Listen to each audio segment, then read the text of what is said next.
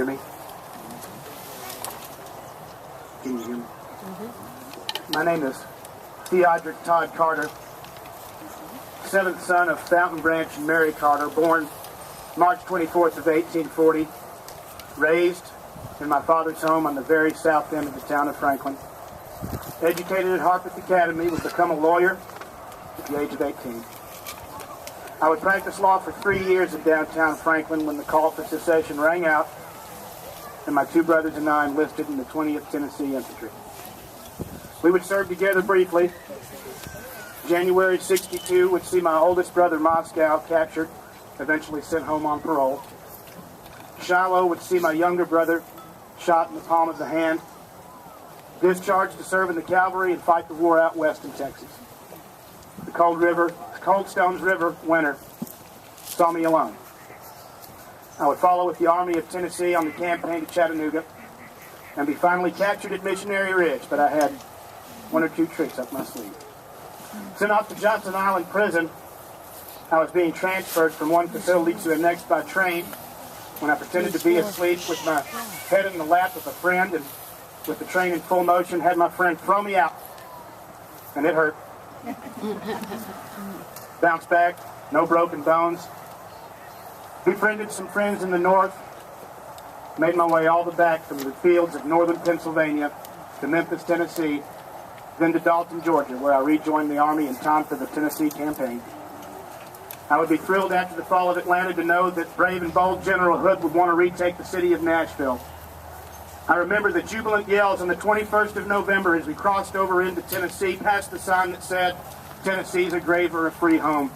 Many of us had finally come home at last. We would encounter Schofield's army at Pulaski and pursue him closely. November 29th, we had him within reach, but he slipped away.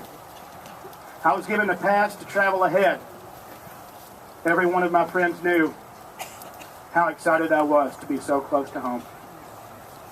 In the afternoon of November 30th, the two corps ranged as infantry, 20,000 Confederate strong. We could see the distance we had to cross. We knew the objective was impossible. Each and every man knew all will go, some will die. Frontal assault engaged that afternoon at 4 o'clock in the afternoon. The call rang out, "Forward, men." I had been warned by a friend not to ride too far ahead because he knew how excited I was. Many a brave man made the charge across that open field that day for cause and for country. I did not. I was making the charge because my father's home, my childhood home, was just beyond those federal earthworks. Advancing at 4 p.m., riding too far ahead, dodging through shot and shell. Eventually I made it to the locust grove and the trees I used to climb as a young boy. Then a loud explosion, the sharp electric pain in the body, the sensation of falling, all things turning black. The last thought passing through the mind is that this is the end of Earth. Battle would explode around me that resembled that of Armageddon. The next sensation was that of weightlessness. Being lifted by my family, the 200-yard trip that I almost made, now being born, back to my home, shot 9 times. 8 in the body, once in the head, just above the left eye, but I was still alive. I remember the moaning and crying of my sister Mary. Brothers come home at last. Dr. Deering Roberts would extract the bullets from my body, cut the one from above my left eye. My family's prayers and earnest for my survival began in our parlor after I'd made it home. I'd been a lawyer at 18, a master mason at 20, promoted in 1 year from private to captain in the Confederate Army, and many who knew who I was from my writings, not as Tod Carter, but as Mint Julep, my pen name written under the Chattanooga Daily Rebel. All the promised future I had came to an end on the evening of December 2nd, 1864, but gave every indication to everyone that I knew exactly where I was with my last 3 words spoken.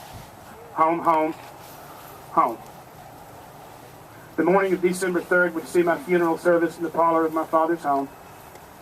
And at Rest Haven Cemetery, a scene that had played out and been observed centuries before by Croesus, king of Lydia, will become just as true for my father on the morning of December 3rd, when the mighty king observed, in times of peace, the sons bury their fathers.